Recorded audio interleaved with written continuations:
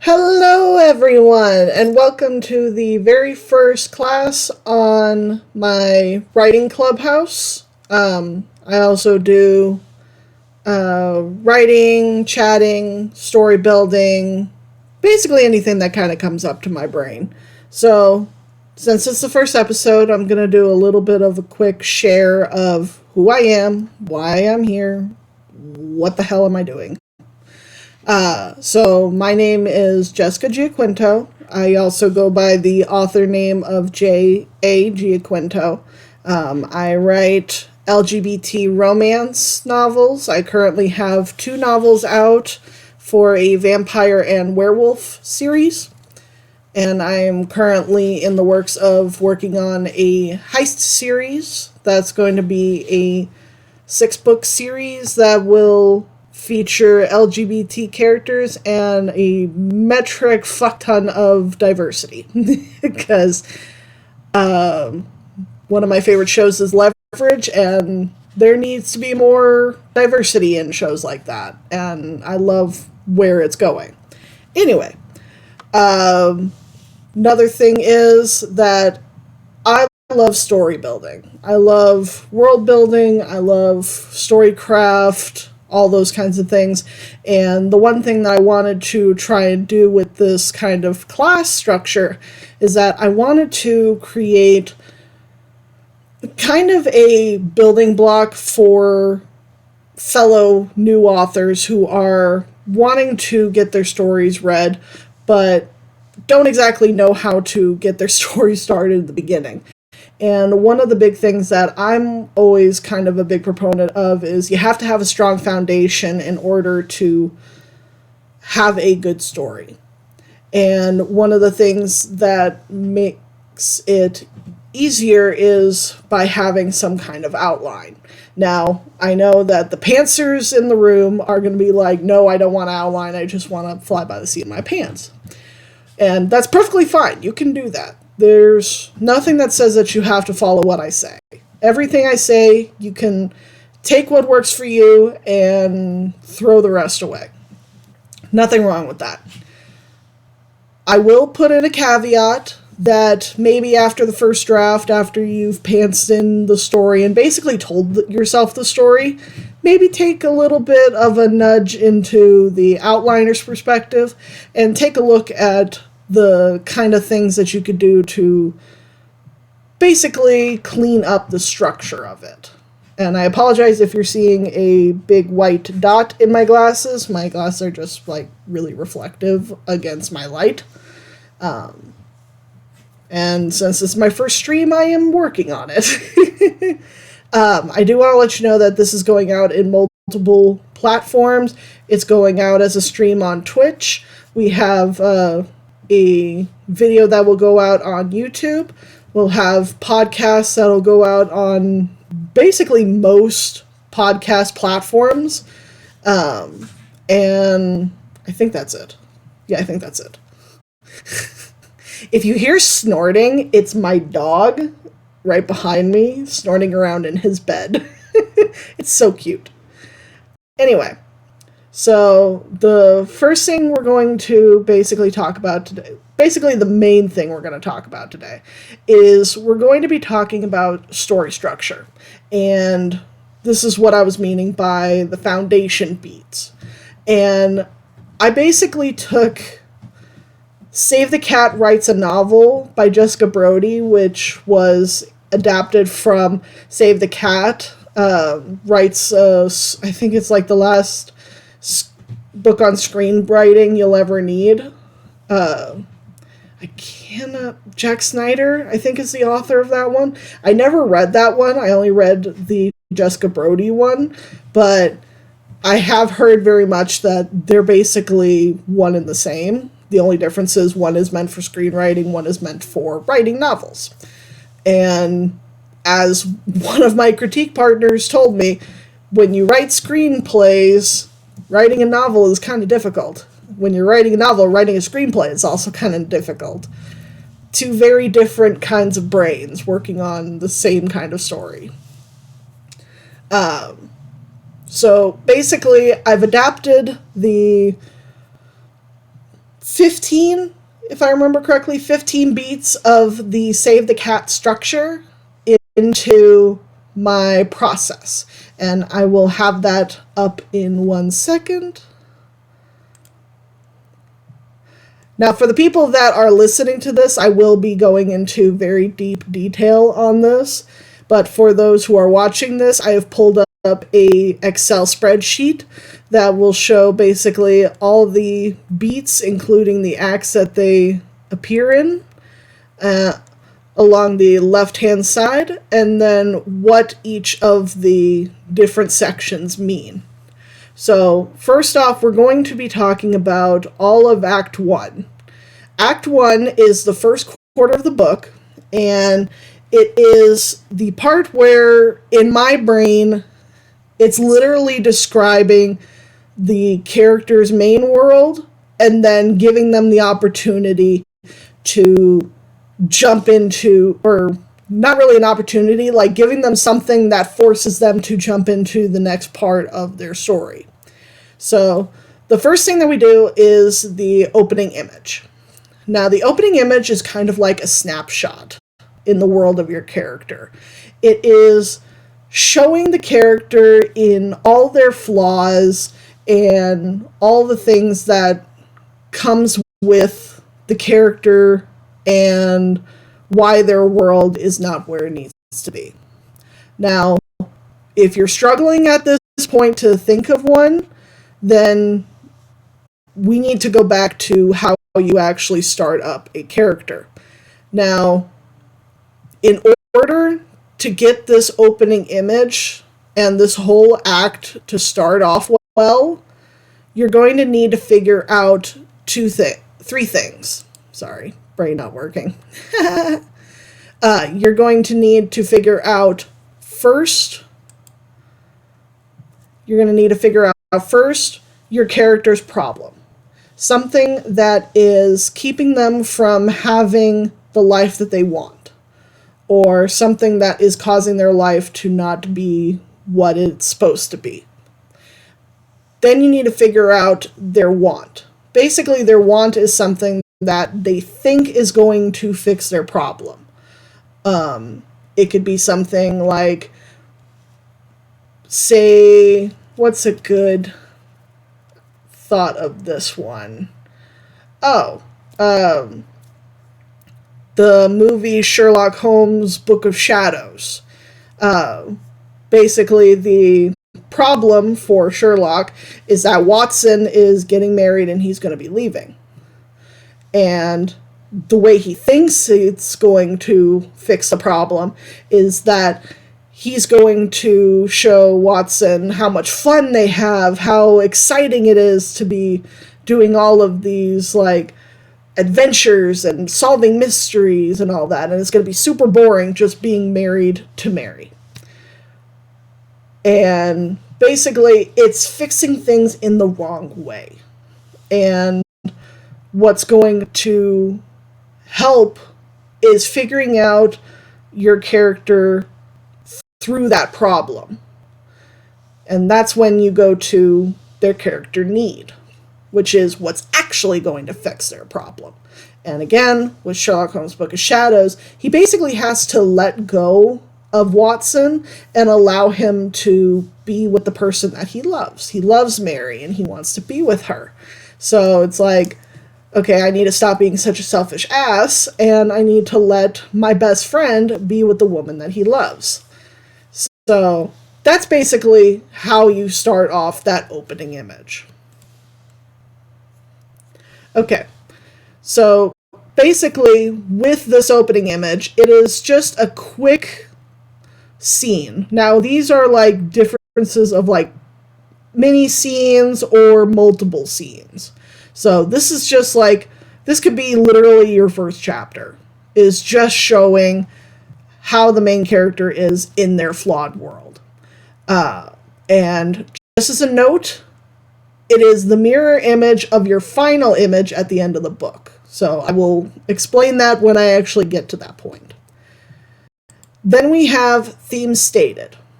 Now, theme stated is basically telling the quiet part out loud.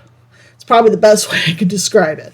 It is literally a secondary character or like a love interest or someone that's in the main character's life that literally tells them what they have to do in order to fix their problem, their need. And you can make it as verbose or as subtle as you want. Basically, someone has to state what the character needs to do in order to fix their lives, or alternatively, you can tell them that, like, if they don't change, XYZ could happen, and make it a bad thing.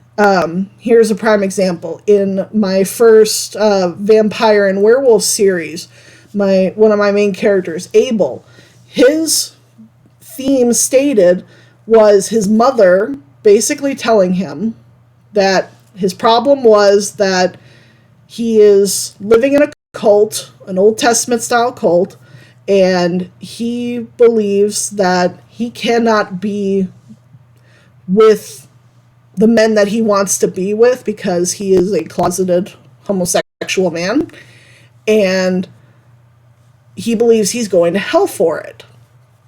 So his mother tells him that if he goes down this road, he's going to lose his family. That is his belief.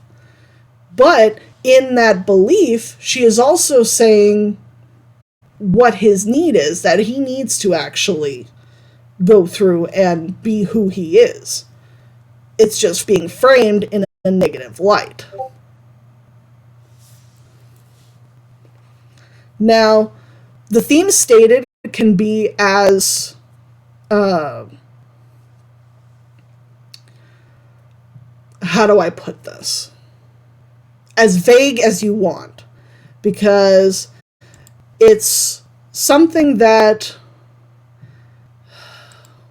it's really hard to describe theme without giving it super away, like super in depth, and I don't want this to get like super in depth right now. I'm just trying to get this mini wise. Give me 1 second, I'm having a little computer issue.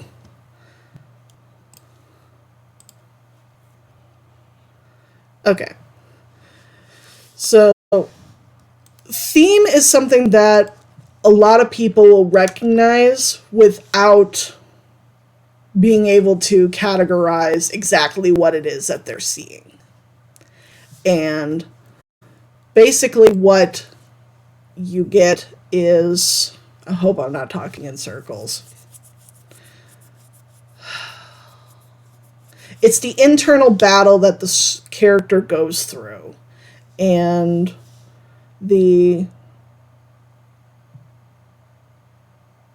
sort of setting up the conflict for the character. Hope that makes sense, because I read K.M. Weiland's book on theme. It's literally a long book just describing what theme is, and I'm trying to do that in only a couple of sentences that actually make some coherent sense. If you want more information on theme, I highly recommend K.M. Weiland's book. It really did help me at least understand what I was seeing as far as theme, but trying to actually put into words, I give mad props to Weiland for doing that. Anyway, now we're going to move on to the third step of the theme stated, or not theme stated, the third step of Act 1, which is setup. Setup is basically a continuation of your opening image. Your opening image basically showed the character in their flawed world, and your theme is showing what the shape of the final act is going to be, or like what the character needs to go through in order to fix the issues. The setup is basically showing the character's flawed world. And the way that you show the flawed world is you pull all the ugliness out. You have basically time to show what is called the shard of glass, which is your character's problem. And the problem is going to show up during this time. And the main way that you do that is by showing how your character interacts with their family, their friends, their coworkers, their boss, the people at large. And you can do this with any genre of fiction. And basically, all you do is you just show how their world is impacted by that shard of glass, that problem that they have. And you can also feature their want. You can feature the want that they think is going to fix their issue. Like, maybe if your character is wanting to forget something, and they view alcohol as something that can easily fix that problem. So you can show them going constantly to the bar. Basically, you're giving your reader insight into what the character is struggling with. Now, I'm going to mention this for the people who are pantsers. If you don't want to listen to anything that I'm saying, listen to me on the main foundation beats, which to me are the opening image and the catalyst at this point. As long as you show your character in their problem and you show what it is that's going to push them into the rest of the story, you can fluff it up from there. Because the catalyst is where you're going to put your character into a situation where they have to make a decision and their world is going to be turned upside down. And the big trick with the catalyst is it needs to be a strong enough action or moment that the character literally cannot walk away. That's why I have this bolded. Cannot walk away. Because if your character can literally just say, oh, this is a problem, I'm not going to do it, and just walk away, then the catalyst isn't strong enough to be able to get you through the rest of the story. And it's going to push them from their status quo world, which is what we've established throughout the opening image, themes stated, and setup, and thrust them into the path towards their need. And basically, this is one of my favorite beats. You'll see the next one when I get down a little farther. But basically, the catalyst beat is the one that you really want to get right. Because if the catalyst for your story is weak, the rest of your story is going to follow suit. So if you're a pantser, I heavily recommend at least thinking about what's going to be the turning point in your story. What's actually going to kick off the rest of your story. So the next part that we have is the debate. Now, because we had a big action beat, we need to have a thinking beat.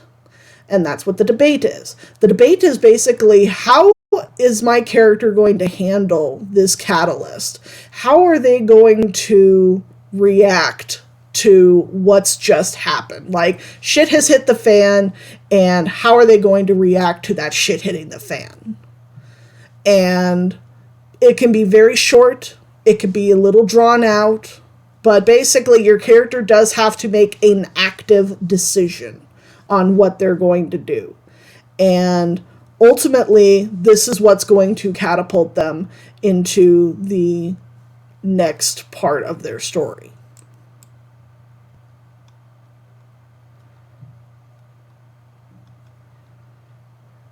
All right.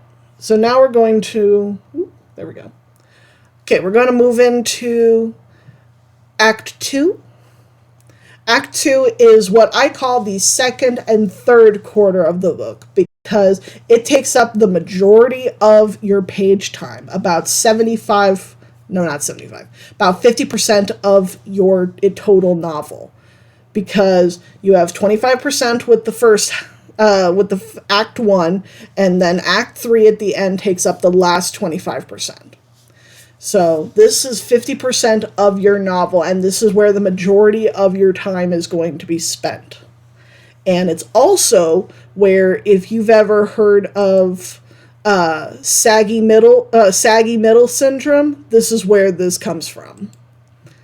Because, holy crap, do you get to the point where it's like, wow, this is very boring, because it's all within this set of beats. There we go.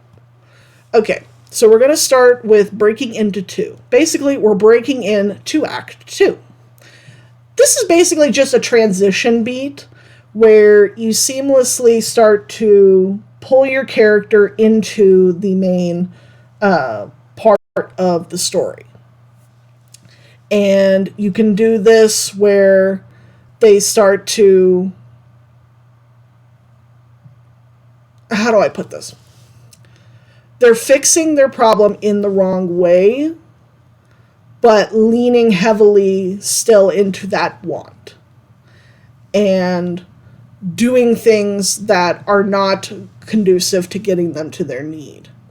And you can basically seamlessly add this to your debate without much issue. And the two of them basically run concurrently together. Now I'm going to wax poetics on the next one, which is B-Story. Now, basically the majority of this, what we've talked about so far, is actually part of what's called the A story, which is the front leanings part of the story. And I'm going to switch back over to this one. Okay. Oh. Hi, Grizzly. Oh, it's an ad. Interesting. Well, thank you. At least you commented. I appreciate the comment, but I'm not really all that interested. But thank you for coming to watch. Anyway, so the B story and the A story, they are basically like two lines running concurrently together.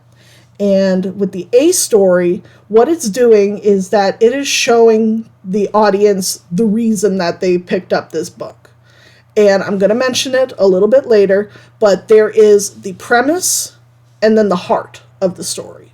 The premise is what got a reader to pick it up, which is like, say, a mafia romance, or vampires and werewolves, or it's a haunted house story, or it's a fantasy adventure. Basically, this A story is what got the person to pick up the book with the premise that they saw on the back. This part is what you don't see until you've actually started reading it. And when you started reading it, you start seeing the heart of the character, and you see them with that need. And I will lovingly figure out who the B story character is for every single one of my POV characters. Because the main thing that I want to make sure is that every single one of my stories has a heart that is going to take care of... Let me rephrase.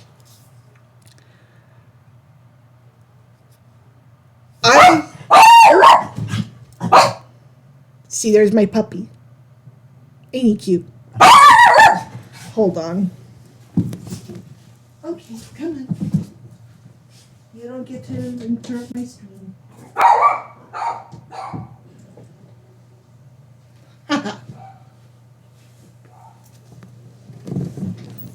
There we go.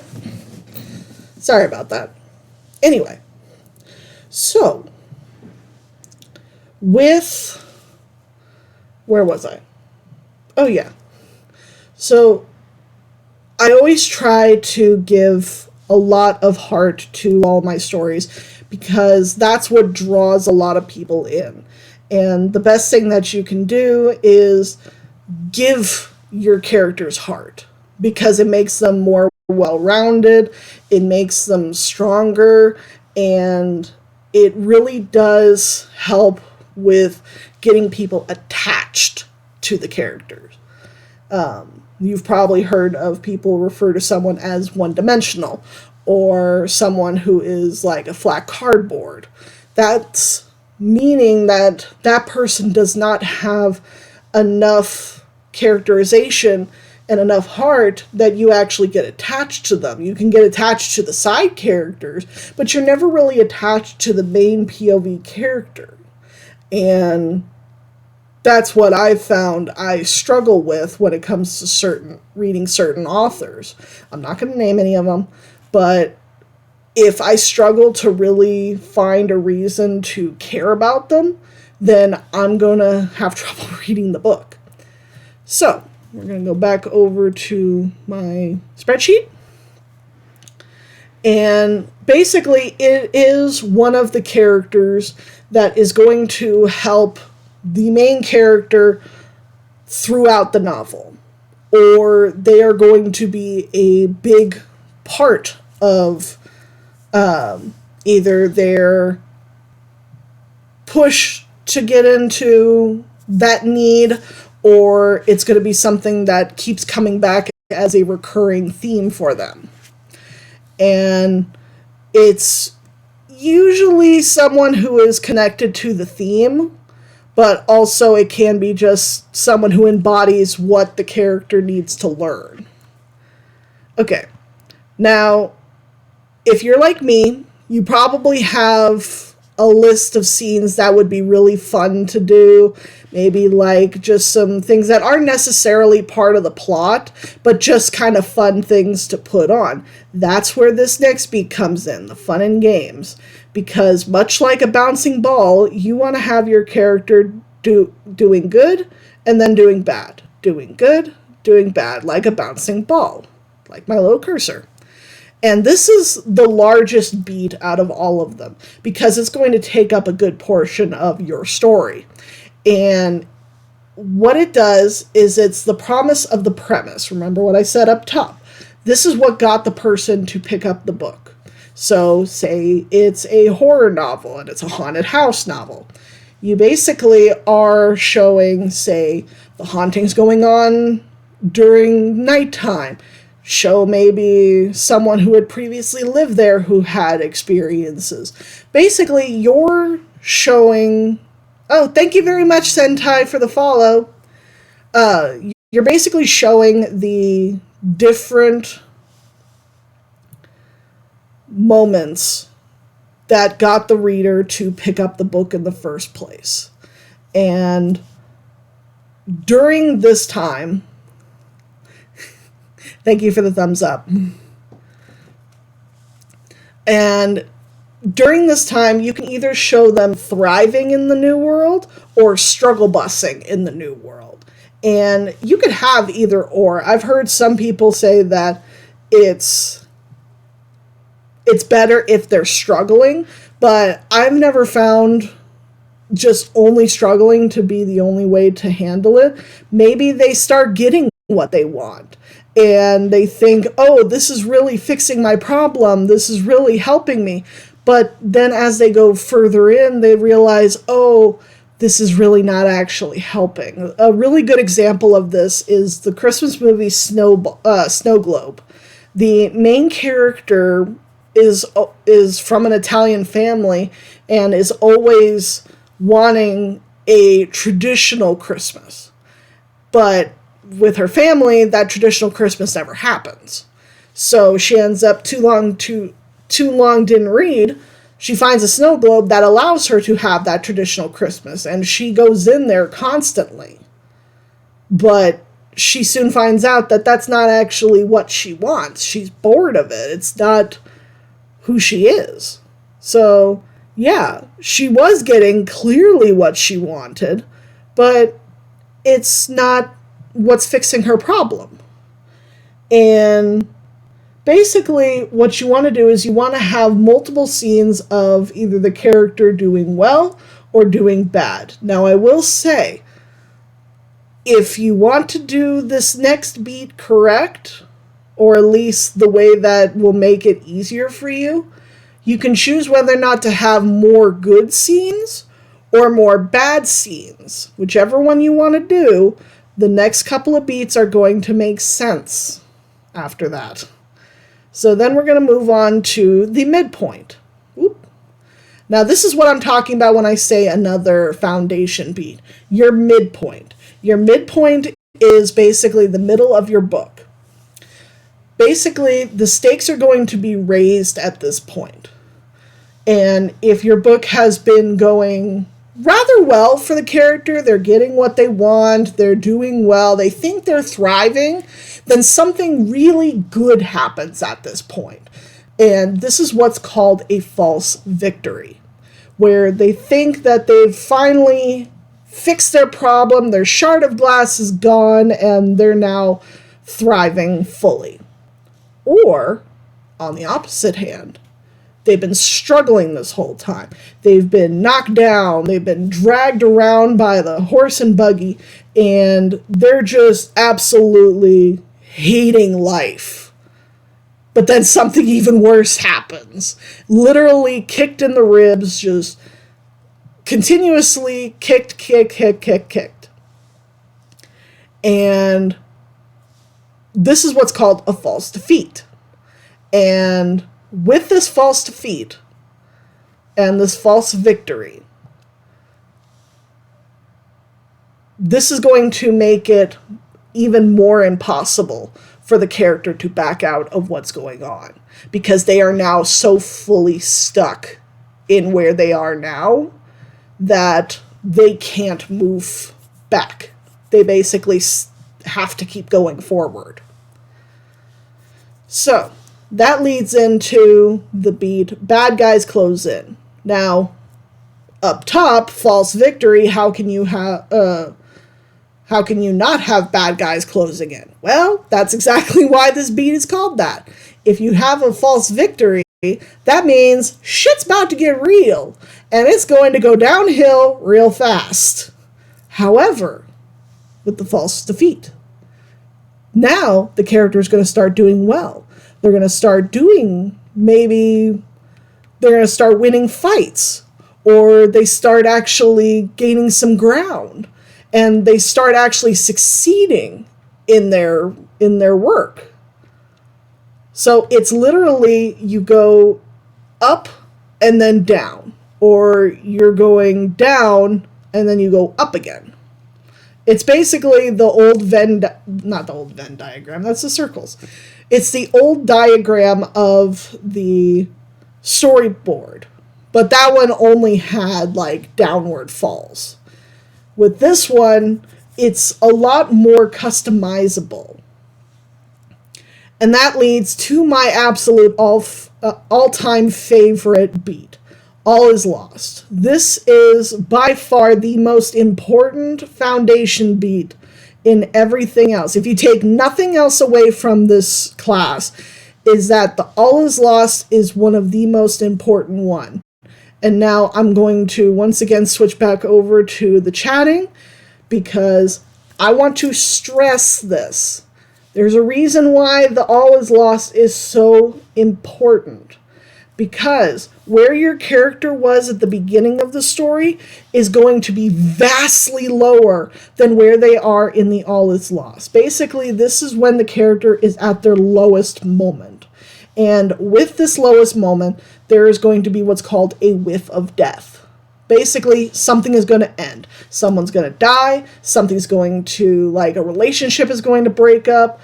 Maybe if it's a horror movie, maybe someone gets drastically injured and refuses to step back into the haunted house or whatever. Something has to end at this point. And that is truly what's going to force the character into that final change that they need to do. However, they are going to have some stumbling blocks along the way. But the All Is Lost is the lowest point that the character is going to be at throughout the entire story. And much like the Catalyst, if the character can walk away from it, then it is not strong enough. And help you if you do not get this, because readers will be upset by this. Because if they've gotten to the point where they're reading the All Is Lost and it is not strong enough, I personally, I would throw the book away. Because there's nothing worse than having a character like have the All Is Lost moment and be zeroly affected by it, because it is that important. Again, if you're a pantser, take only this. Make this beat strong. Make this moment absolutely powerful. Okay, now we're going to go back to my spreadsheet. And now we're going to one of the few beats where your character can actually go backwards as far as progression, called the Dark Night of the Soul. Dark Night of the Soul is very much just like the debate beat. We had a big action beat with the catalyst, we had the debate. Now we have the All Is Lost beat, which is a big action beat. Now we need a debate, which is the Dark Night of the Soul. In this one, they are reacting to what just happened in the All Is Lost beat. And with that, they have the one opportunity to regress back to how they were at the very beginning of the story. So, say they were the alcoholic and they gave up, they were not really drinking too much throughout the majority of the story, but then the All Is Lost happened. They can go back to how they were during that first bit and actually have a wallowing moment where they're maybe going back to drinking or they're going back to old habits and they are even further away from their need. And they can get angry, they can be in denial, they can basically be all these negative emotions just reacting to this All Is Lost. But then we then have to move on to Act 3. Now, because this is such a long spreadsheet, I'm just adjusting it. There we go. Okay, then we move into the breaking into 3. Much like breaking into 2, this can be combined in with the Dark Night of the Soul. And basically, this is when the character has to decide what they're going to do moving forward. And with that, they have to decide, I call it the come to Jesus moment, even though I don't believe in Jesus. It's like they have this moment where they have to decide, oh, I've been doing this wrong the whole time, now I have to do things right. And start fixing things the right way, which is leaning more into their need and not their want. So, that's basically where the breaking into 3 comes in. It's basically finding out that they've been doing this wrong the whole time, and now they have to do things right. That leads into the finale. And I'm going to scroll a little bit, because the finale, I've broken it up into its bigger parts. And the finale, in my opinion, is one of the important ones, which is why it's broken up into these 5 sections. Now, this will be probably a multi-scene beat. The finale is basically encompassing the majority of the final quarter of this book. And because of that, I have made it easier by breaking it down into very tiny, tiny little pieces. So we start off with gathering the team. Gathering the team is basically the main character going up to the characters that they've harmed, or basically gathering up their strength to deal with the problem at hand. Like if they need to make amends to friends that they've hurt along the way, then they do that during this part. And they basically get everything together so that they can start making a plan in order to move on. That leads us into executing the plan. Basically, the characters are going to try to fix the problem, and it's almost too easy. It's like, there's usually more resistance, But this is also a beat where sometimes another character can be sacrificed, such as a side character. I'm not the biggest fan of this, mostly because I rarely ever like killing off characters for just emotional plot reasons if there's not an actual plot reason for it. If it's only to push for a character's growth, it feels a little icky to me, but that's a personal preference for me. I will, however, kill off characters if it's part of the overall plot, but not for just emotional anchoring. And basically, the executing of the plan is much like the want. It's the one that's not going to work. And that leads into the high tower surprise. Basically, this is when the previous issues that have been kind of hurting the main character come back and surprise them with one last thing. It's kind of like in The Incredibles, where you had Syndrome come back and attack the family personally instead of just as supers. So now he's attacking them personally. It's a high tower surprise. And it basically forces the character to realize how overconfident and how naive they were to think their original plan was going to work. This is a test to see if they really have learned their theme and really have learned their lesson, which is what leads into the next one, which is dig deep down. And it literally spells out exactly what it is. You're digging deep down inside of your main character and seeing how do they truly embrace the theme of how they're going to fix their problem. And it's basically something that they would never be able to do at the beginning of their story. If you want a good kind of like before and after, it's like take something that the character does at the very end that they would not be able to at all even contemplate at the beginning. The further those two things are away from each other, the better. As long as it's narrative related. Execution of the new plan, which is now the character has dug deep down. They are now going to actually fix the problem, and this time it works. I apologize for barking dogs.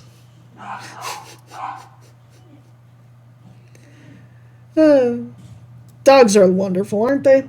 Anyway, so execution of the new plan is where the character is no longer failing. They are actually succeeding and winning this battle against their problem. It's a very hard-fought victory, but if the character is meant to fail this test at the very end, then it's meant to teach a lesson. And that is a very hard line to get through to people, because this makes it less cathartic if you're going to have them fail at this final one. It's very rarely done.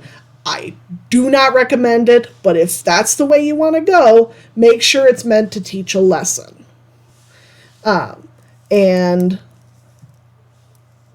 this executing the new plan is literally a victory of their own.